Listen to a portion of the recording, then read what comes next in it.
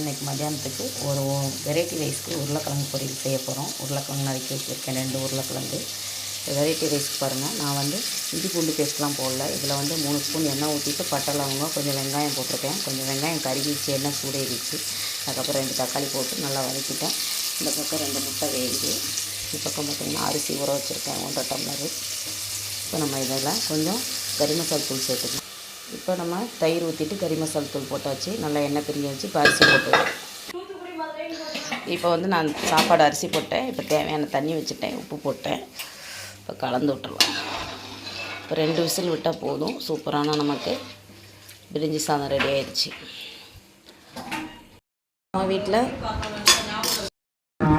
நம்ம வீட்டில் சுட சுட பிரிஞ்சி சாதம், உருளைக்கிழங்கு வறுவல், அதுக்கப்புறம் இது ஃப்ரை பண்ண முட்டை.